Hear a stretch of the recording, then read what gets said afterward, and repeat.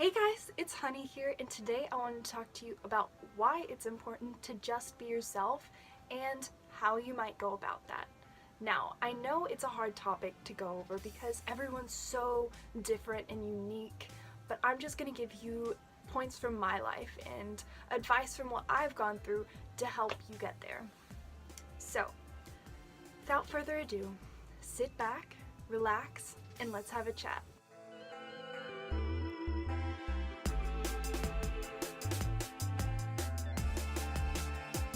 First thing I wanted to go over is why it's important to be yourself and why you shouldn't just go with the flow or do what society wants you to do or just let people influence you in a way that you aren't comfortable with.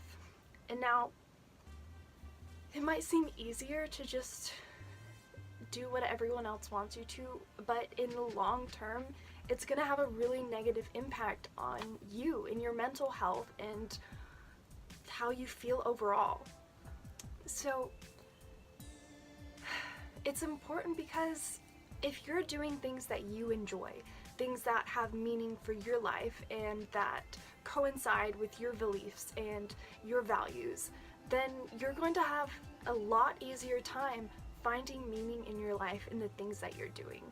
Like, for me, I really like to read books and I like to do art, and it feels meaningful to me, and because of that, it makes me feel good and it makes me feel like I'm not wasting my time.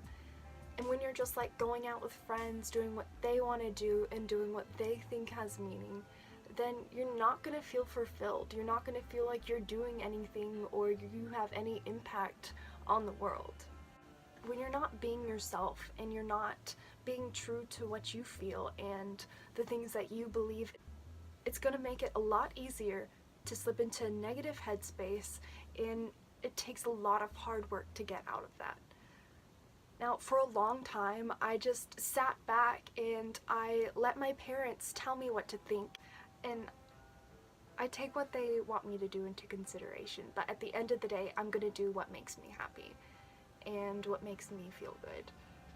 Now, in my case, I like doing things that help others and make other people feel better, so most of the time, the stuff that I do lines up with what my parents want me to do, but sometimes that's not the case. And if you live in a really negative environment and you can't get out of that, it can be really hard, and you just have to stick through it because one day it will get better.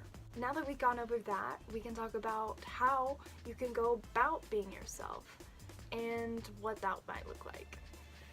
So, in order to be yourself, you have to learn more about you as a person. You have to go over your values and what you believe. Do you believe in God? Are you a spiritual person? Do you believe in the supernatural?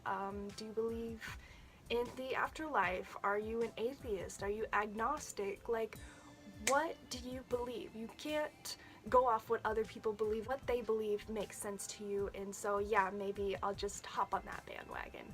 But you have to just really think about, like, what makes sense to you.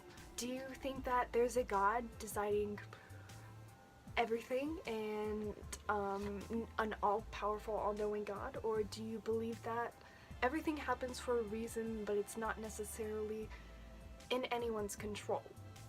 You know what I'm saying? Like, it can be very hard to decide what you believe and to really get a grasp knowing, but as soon as you figure that out, it can make things a lot better for you, because you can go and you can do things that align with those beliefs. So like, if you believe in God, you could go to church, or if you don't believe, then you're not going to waste your time going to church because you don't believe in that, and that's not going to be any help for you. And other things you need to know, like your values. What do you value? Do you value honesty? Do you value loyalty? Do you value people being reliable? Do you value open-mindedness? Creativity? Do you value respect? Like, what's most important to you? And that's what you have to decide.